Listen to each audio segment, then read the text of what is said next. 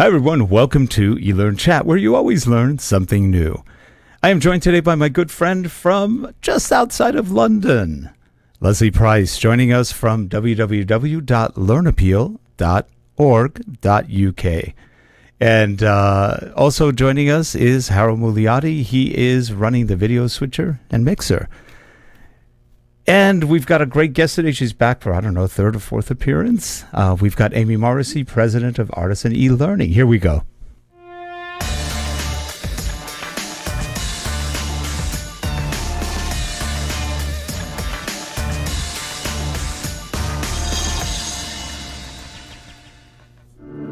This show is sponsored by Relate Corporation. Digital learning development, media development, corporate video, management consulting, and more. Visit us at www.relate.com. Thanks. And joining us in that center position of power, it's Amy. How you doing, Amy? I'm doing great. How are you, Rick? We're doing well. And by the way, even though we just ran our ad, you can also call Artisan E-Learning. They do great work. Amy's sharp, and the people with her are really, really good. So we'll put up her information on there. There it goes. And we'll have it also on the show notes below, so you can contact Amy and her group. Perfect. So anyway, we're doing well. We're all kind of semi-interned right now, but we're lucky. We're working from the offices right now.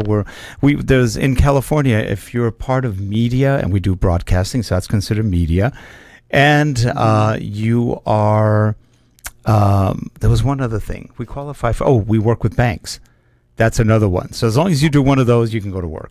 So we're working in the office, which is good because it's when you're doing a lot of media, and our servers are all here, and even though we could do it from home, it's a little harder to sync audio when you've got it on your servers here. It just things go off a little bit. So we're in the office. It's a break from being home. So for us, it's good. And I'm like you, Amy. I work from home, and I am going to mention it on the show at the very beginning, but you've probably seen it already in the States. We've got an elderly gentleman in the UK, Captain Tom Moore, who turned 100 today, and he did 100 lengths of behind his house to raise money for the National Health Service, and he has now raised over 30 million. Oh my gosh, that's amazing. A homegrown can. He only wanted to raise £1,000. He only wanted to raise £1,000. He's raised 30 million. Yeah. And he turned 100 today.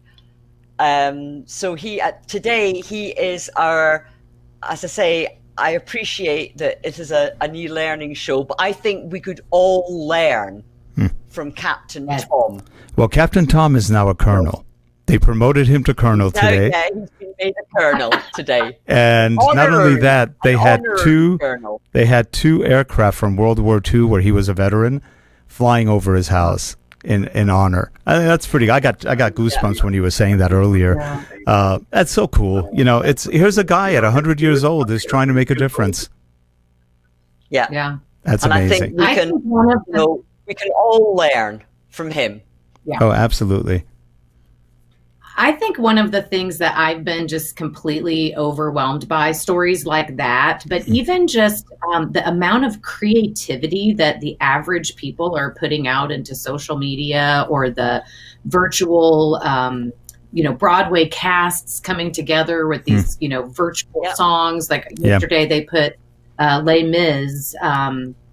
It's 33 years since the opening, and they got the whole cast together and did a virtual One Day More, the song. Nice. The big song. And it's just like when you put pressure on people, what happens and what comes out, I think both positively and negatively are, really interesting to watch. And I choose, the Colonel Toms and the fun, creative people. That's who I like to hang out with. No. Yeah, it's a good thing they didn't make him a major, because then it would have been ground control to Major Tom. So I don't think there's any Colonel song I can think of, so that's good. Anyway, but you know he what? was so funny when the planes flew over, when the Hurricane and the Spitfire flew over. He was there, raising his fist, holding it up, Interesting, and just saying, "Go, guys! That's great. Go!" Yeah, Awesome. it's amazing. Well, you know, they did that. They did something like that at the Super Bowl. They had 3 100-year-plus veterans on, all from World War II. And Wow. one of them was, I think, one of the Tuskegee Airmen that's still alive, and they got really, they went through hell, those poor guys. And they promoted him to a higher rank, and just, it was great. The whole audience were just standing and saluting, and it was good to see. I mean, these are guys 100 and I think 3 and 4, some of them. Wow, it's pretty amazing. I'm not sure I want to ever be that old. Well, you've got a lot with your subject matter experts, Amy, that I know you want to talk about today. My goodness, how much do they actually know that they don't even know that they know? Yeah, so that's what I thought might be fun to talk about today, because so much of what we do in learning is to try to get things out of people. And so, you know, kind of transforming what the subject matter expert knows into what learners actually need. And I find 2 big things. Number one, subject matter experts, as much as I love them, always think we need to know more than we probably really need to know. So true. It happens. And then the other thing is, because they're experts, they have forgotten how they got to their expertise. And so one of the, I'm deep in on a project right now, and the number of times I'm having to pull them back, and they'll say things, I love it when they say, well, that just comes with experience. Mm-hmm. I said, well, I'm not going to say in a training, well, sorry, guys, we can't help you. Come back in 10 years when you have experience. You know, that's not how it works. So yeah, it's really fun to think about, how do we get them out of their expertise and how do we help them understand? And I think years ago, I was working with a large global banking organization, and I flew out to Washington, D.C. to meet with them. And I got in the room, and everybody was introducing themselves, and PhD this and 2 PhDs that, and oh, here's another PhD. And as they were going around the room, in my head, I just kept thinking, oh, I'm the dumbest person in this room. I am the dumbest person in this room. Like, what am I going to do? What am I going to do? And it didn't take me long at all to figure out. I always say to my kids, everybody's smart about what they're smart about. And I'm really smart about what learners need to know. And that was my job in that environment. They were smart about banking. I was smart about, how do we get it out of your head and into, you know, a first time person's head, a young manager's head, whomever it is we're teaching, not treating. It's interesting you mentioned that, Amy, because one of the skills that I say that I have is as a translator. And I've mentioned that before on the show, that when you work in the kind of field that we work in, when you're trying to get information out of one person's head and then make it so that it's going to go into another person's head, and then so that they can actually, you know, write it all down and make it available online. And then you're also talking to the IT people who talk a different language. And then you've also to talk to the senior management team who talk a different language again. One of our roles has to be as a translator. So would you agree with that? I do agree with that. I think translator is great. And the other word that I use all the time is advocate. That, you know, you get to advocate for the content, but my job is to advocate for the learner. And I think one of the things that I find, especially when you talked about those high level business leaders, sometimes I find that they're putting content out because they think it's important that content get out. Maybe it's compliance, or maybe it's, you know, a new culture piece or something like that. And their driver is to get content out. My driver is to to be the learner's advocate, to try to say, but what do they care about? What would they need? If my learner can't do his or her job better as a result of this training, then why are we having the training? Just because you wanted to announce a new initiative, not training, sorry, try again. Marketing. You know? Yep. Yeah. So yeah, I think translator, I think is great. I think advocate is great because the learners don't get to sit in the room. You know, we're the only voice for the learner in the room a lot of the time. Yeah. When we're building out content. What do you find? Yesterday, yeah. Just yesterday, I was in a meeting with some subject matter experts, and they were talking. And I love my client right now. So no disparaging at all, but they were talking. And I said, I'm about to ask my question. And one of them said, oh, you're going to ask that thing that says, does it really matter? Do they really care? And I'm like, yep, that's it. And we have a persona, you know, and I'm like, does Rita care? How's Rita going to do her job? Oh, Amy. And then they had to they trust me, they believe me, but they just naturally don't go there. It's interesting because a lot of times, not only are we translating, but you've got to help them understand where you're going with something because they have it in their brain of what they think they want to see, but they're not thinking necessarily beyond step one. In their brain, they have an idea. Okay, now you have to figure out what their idea is. And half the time, their ideas aren't well flushed out. It's like, I don't know. Never thought about that. Yeah. And especially when you're dealing with clients and you're dealing with a lot of users who have to learn. Now you're dealing with different user communities within a company, which have very different, like if you're training people, for example, like you said, compliance.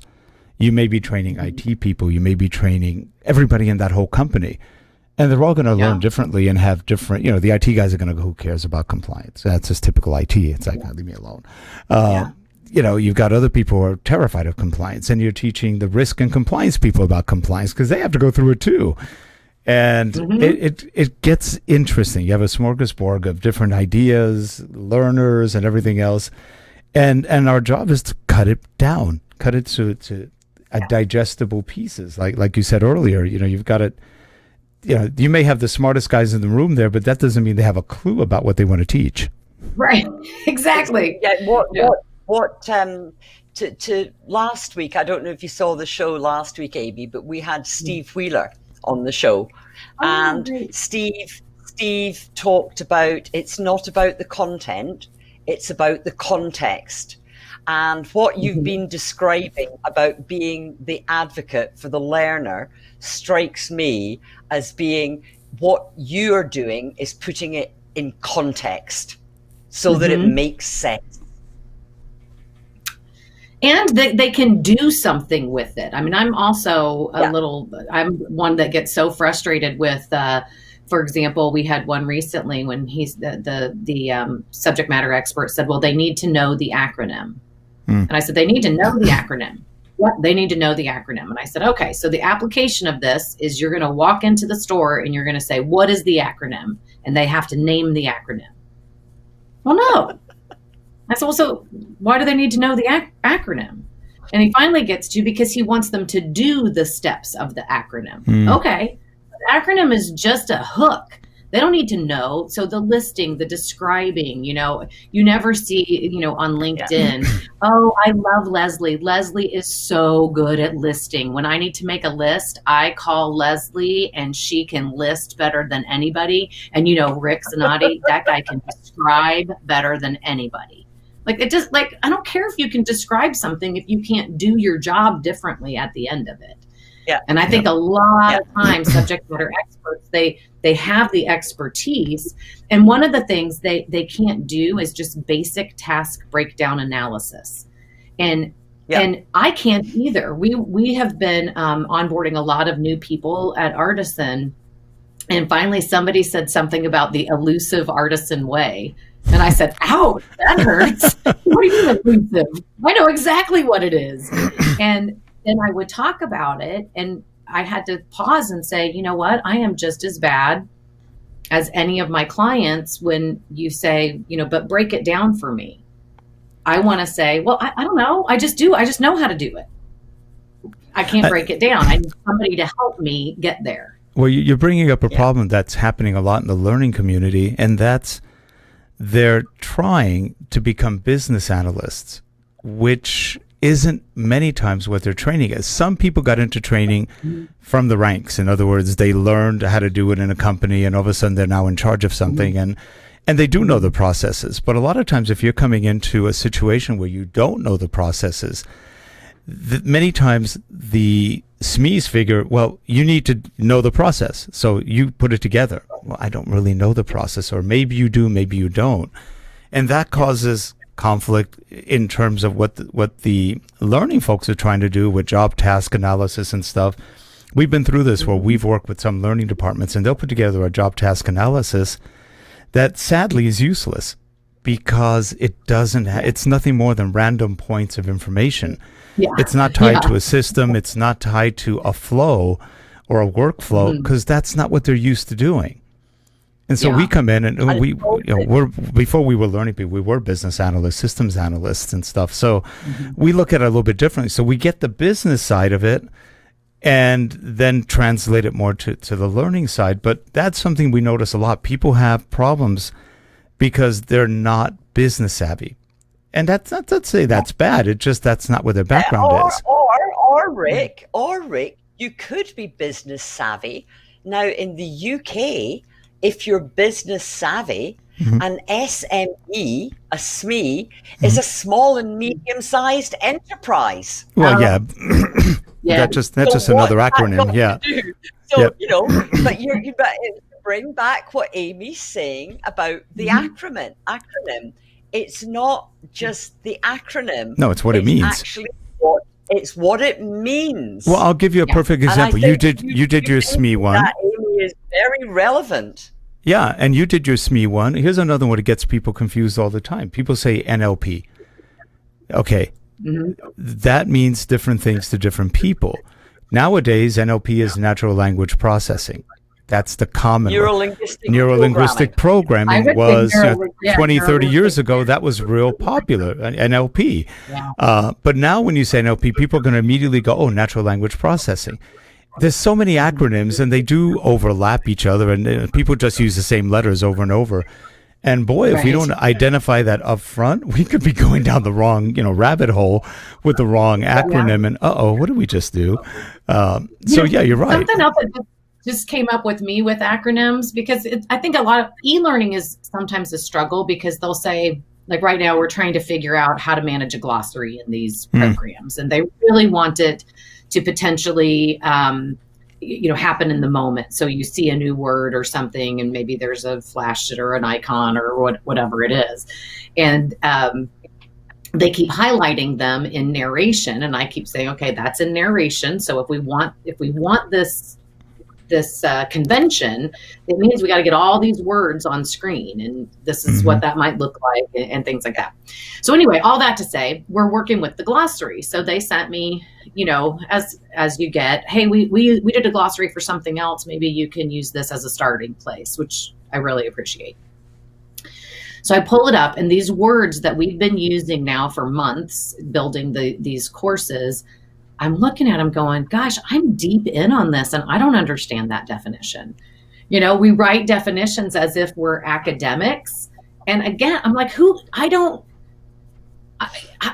I always say for grammar, for example, I know what a subordinating conjunction is. I could teach you what a subordinating conjunction is. Yeah. Chances are you don't care what a subordinating conjunction is, but you want to be able to say, if I use the word because in a sentence, do I need a comma? That's what you want to know, right? That's what you're going to do with a subordinating conjunction. And I feel like so much of the time we define the acronym, great. Then we put a definition to whatever it is it means, and it's a whole bunch of words, and we know all of the words. We recognize all of them. We can say them all, but we get to the end of the definition and go, gosh, I have no idea what that means. Yep. Yeah, it's interesting. Crazy. One thing I learned when I was in high school, I was kind of a journalism major in high school. And the first thing they taught us, which applies really well to being an instructional designer or any kind of writing, and that's the who, what, when, where, why, and how. And that still applies to most instructional design work. When you're talking to SMEs, you try to get to the, well, who needs this? Why do they need it? What is this? What are we trying to accomplish? When do you use this? What, who, what, when, where, why, and how? And it's amazing still how many people don't know the who, what, when, where, and why, and how. And it's not that hard. It's actually a simple way to try to get information out of people. And like you said early on, there's so many acronyms out there for everything. And even in the learning industry, they use it for, it's the same thing, just repackaged. We're constantly coming up with, now it's, learner experience. Okay, whatever. That's been around forever. It just had different names, but now it's new. Right. And I always keep laughing with our industry because we keep saying things like, well, e-learning is so new. Yeah, it's only been like 40, 50 years. Yeah, it's really new. Right. It drives me crazy when they say it's, because what they do is they say it's new as an excuse. It's not not new. It's been around for a long time. The technology gets newer and newer, but that doesn't mean it's better or it's just new. But what is new an acronym for? What does NEW stand for? Tell me. I'm putting you on the spot. I have no idea. But we could make it up and we could circulate it, and then it will be the next new thing. So, or we could say new is never educated what? What? Yeah. What? I do want to jump in on the who, what, when, where, why, how. I think somehow we need to get them to do as well. One of the things that we really try to teach our instructional designers to pay attention to with SME interviews is hearing things like, well, they just need to be aware of that. Of like what? Those are, or so we would have to give them, we try to give them some words to help get that out. So instead of, they just need to be aware of it, we might say something like, okay, that's great. So give me a situation where Mindy's awareness of this helps her make a good decision. Mm-hmm. And then it helps get them to application. Or if Mindy has this awareness, but Joe does not have this awareness, what is Mindy doing right that Joe is not doing right? Mm-hmm. And many times what happens is they don't need to be aware of it. They don't really need it. It's because I think part of our job, you said earlier, Rick, is to get it, tighten it all up. I mean, so much of our job is when we're working with subject matter expertise is to figure out what of the expertise we can throw away, what of the expertise can we tuck away. If you need it, you can go get it. Maybe you're a more analytical person and you want to dive a little bit deeper. Where can you go get it? And then how much of it just, and then what do we keep? But there's a fair amount of it that I find that we go, that's really interesting. It's fun. It's different. It gives me a little nugget, but I don't change my behavior because of it. Yeah. And if that's the case, I'm going to really advocate for the learner. Another thing we do a lot with our SMEs is talk about a learner's bill of rights early, because we all learn something. So it's great because they'll say instantly, what do the learners want? Well, they don't want to, they want to get it fast. They don't want to be bored. They want to be able to do their jobs better. They blah, blah, blah, blah, blah. So if you get them to tell you the Bill of Rights and then you come, but they just need to be aware of it. Okay, well, on the Learner's Bill of Rights, they never said we'd like to have lots of things that we have to be aware of in case someday we might possibly need to use them, but we don't know when we'll be able to ever use them and we don't really care about them. Is that on the Bill of Rights? No. Then we got to get rid of it. So that who, what, when, where, why, as long as it gets to application, I think that's where it goes from journalism to training. Yes. Mm-hmm. I'm a great believer in that. I don't necessarily always like to use the word training. I much prefer learning and doing and application. And, I won't swear, I will be polite. But, there is a 4-letter acronym that Jane Hart, when she was, my friend Jane, does the, loads of stuff online and was one of the first people to be doing all of that. And she said, when people are doing this, they've just got to go out and do it, be able to do it. That as people who are responsible for training or whatever, our job is to help them learn to do it. Mm-hmm. Yeah. Because if not, why bother? And I think, I'm 100%, I'm with you on that. You're back on the with him, the what's in it for me. Mm-hmm. And if we're going to look at the what's in it for me for learners, there's got to be something in all the training and all the learning and everything that's done. You've always got, you were talking about being an advocate for the learner. It's the with him. It's the what's in it for me. Right. Why should I've got a busy life? Why should I bother? Yeah. It's interesting you bring that one up. We just did a course that was pretty not the most exciting out there. It's all about banking regulations for salespeople. So you're dealing with salespeople, shorter attention span. They want to get out there. They want to win. They want to compete. And then they're being tied down by regulations. So we actually use the with 'em button in it, the what's in it for me button. So every so often there would be a with 'em button. And they would go, what's this? With 'em. And it would tell you why this is important for you and how you can make more money out of that or whatever. And we told the people at first, I said, you know what? You're teaching salespeople. Why don't we do something that salespeople will get? They're going, what's that? What's in it for me? They want to sell. They want to make money, commission, whatever. And they went, that works. And it was simple, but it helped promote some ideas of, this is why I'm taking this course, which I hate so much. Right. Connect it back to what they care about. Yeah. It all comes down to that. If they don't care about it, they're not going to learn it. No matter how good the training is, they're turning off. And especially when you talk about compliance. We had one user years ago, one client actually. He was actually, and this is amazing because he was actually a colonel in the U.S. Air Force.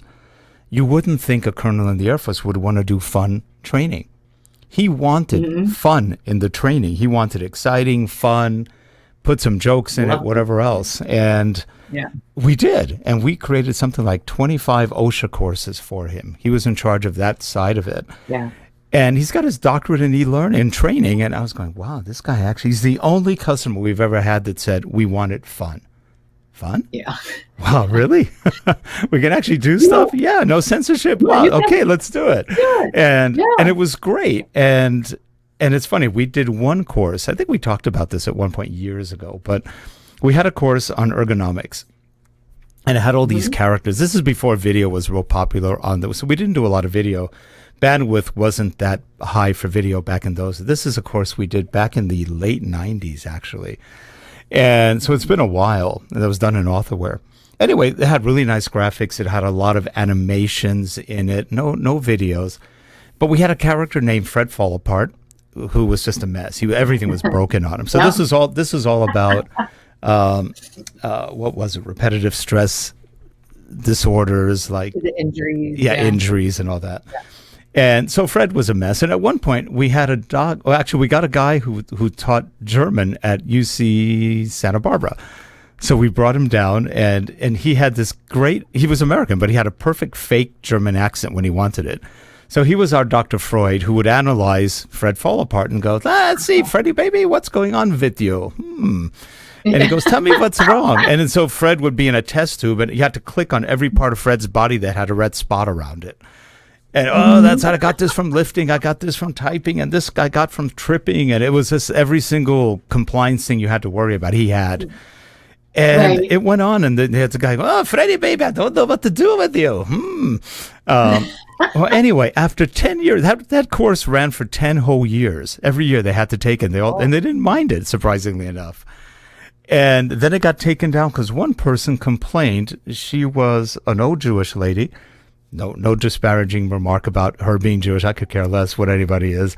But in this case, she said the course was anti-Semitic. And we're like, huh? What?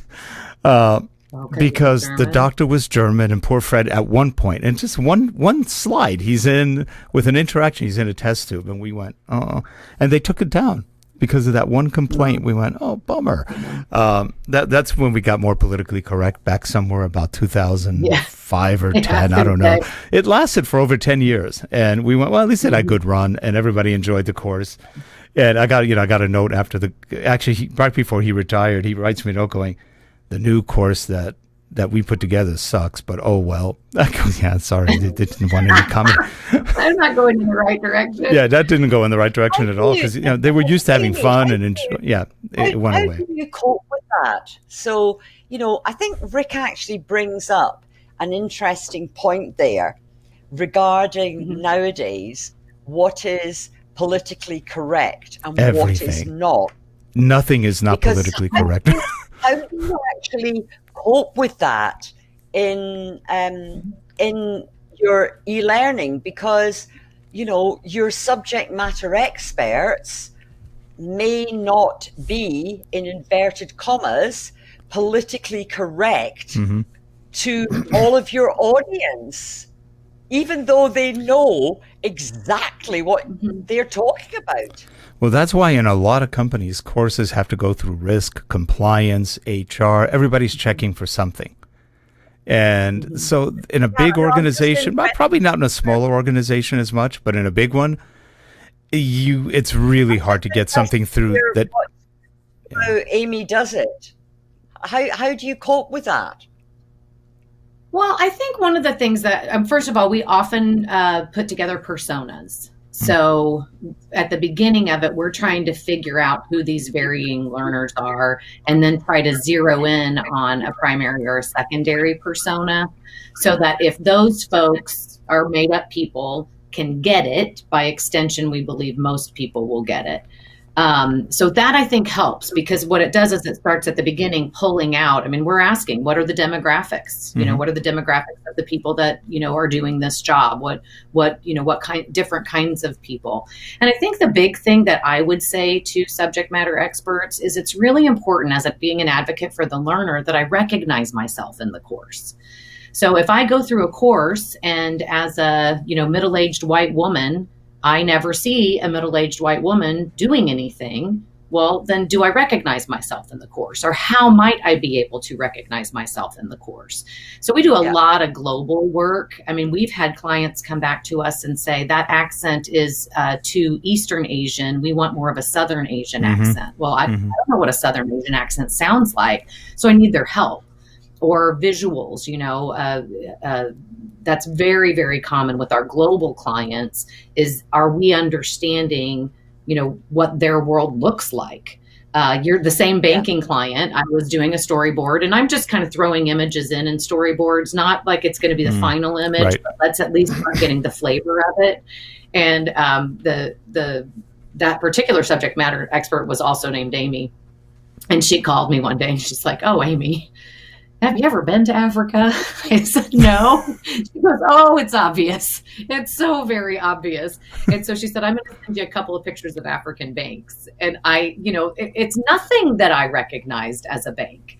And so I think a lot of it is about, and I do believe in being sensitive to people. And I think that it can feel disparaging when we use words like, being politically correct.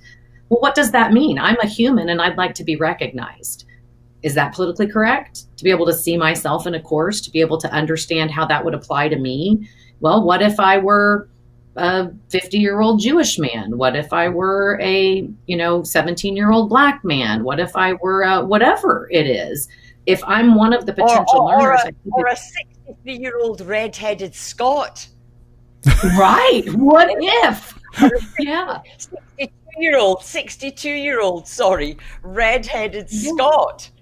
It's no, and you know what, and Amy, I agree with what you're saying, except it goes to such an extreme sometimes that we worry more about one person maybe going a little bonkers about something or not, and we kind of lose track of what we're trying to teach. In other words, we're making it about a victim group more than we are about maybe a subject. And that's, and by the way, that's not usually the trainers who are doing that. That's the people in the companies who are doing that. Yeah. So, everybody's used to it. The trainers always call it politically correct that we work with, and we understand. And it's just that sometimes you go, really, that? I mean, wow. Okay, whatever. But I think the question is, what is the risk to it? So if I'm in a large organization and I have a disparaging remark that I don't even recognize and I was, trying to make it happen, what's the risk to that? Is it one person who's a victim who complains, or is it a PR issue for the whole Oh, organization. agreed. Yeah, I mean, agree. Yep. I get Yeah. that. That's a business problem. And when you're dealing with a large company, the diversity is usually a pretty big component of that. So you do have to be sensitive to that.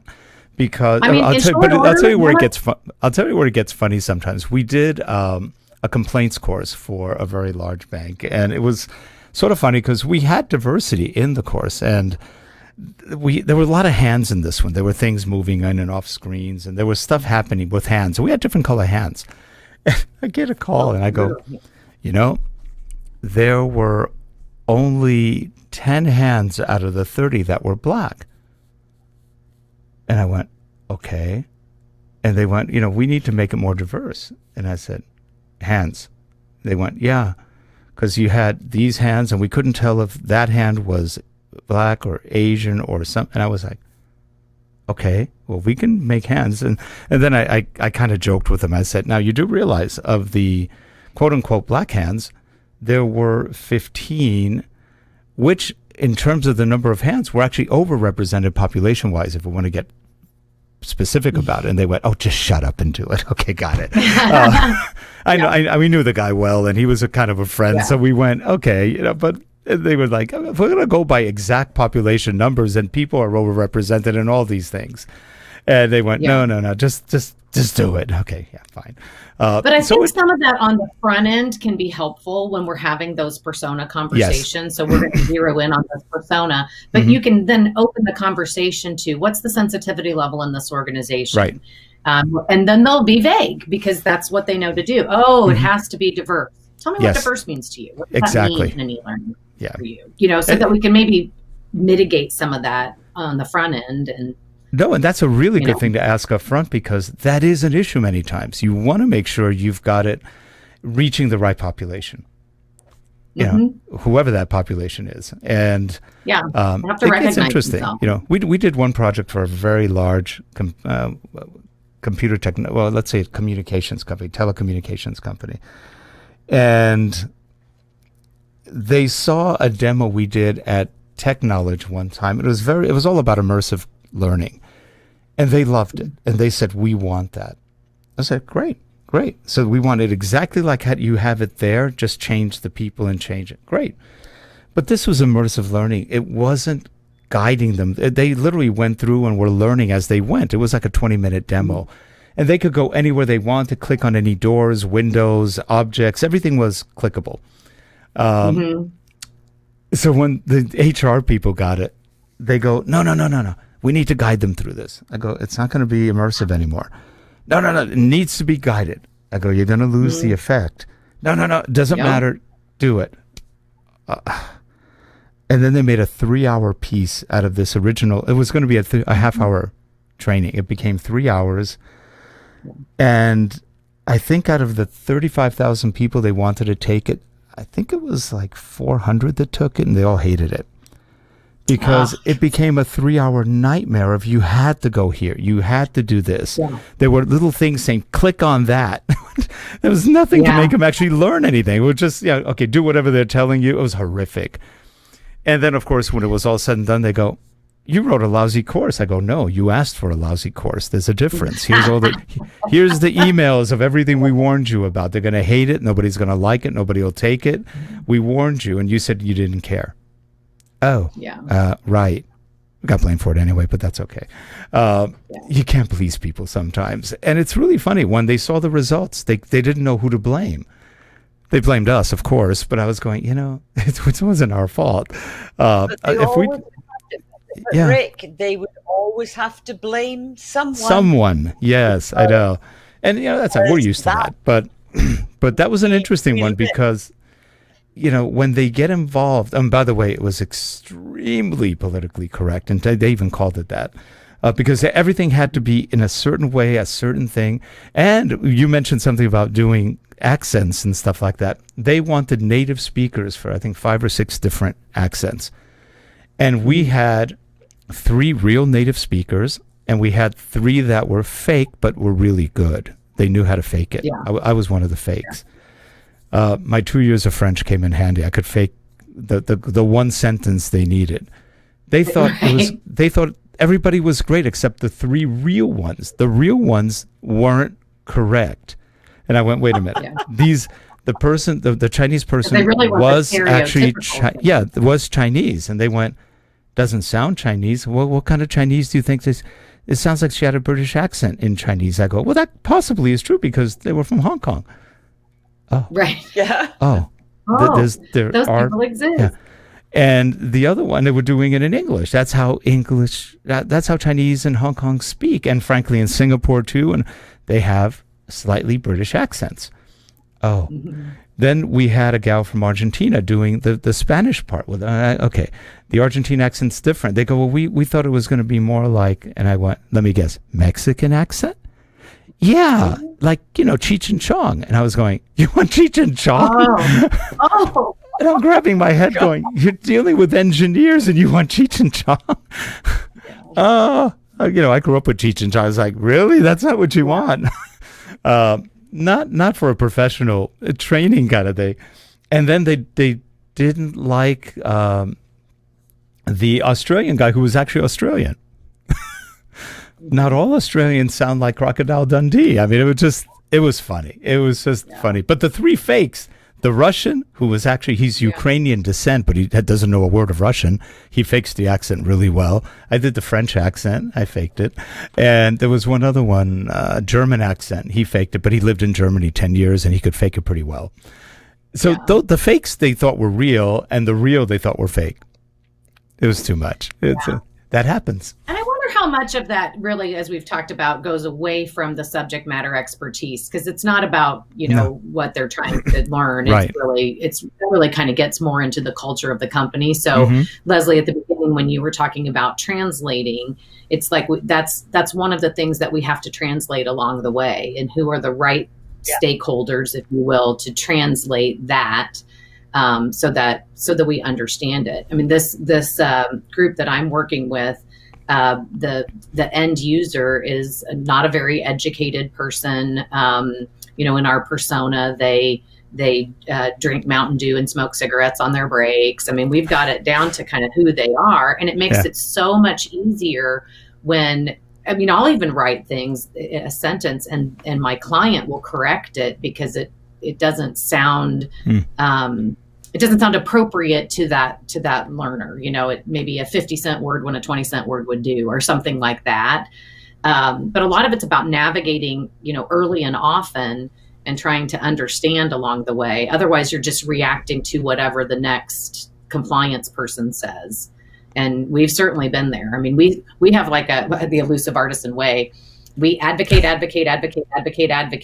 just until we become jerks. And when we get really close to the jerk line, we say, okay, you're the client.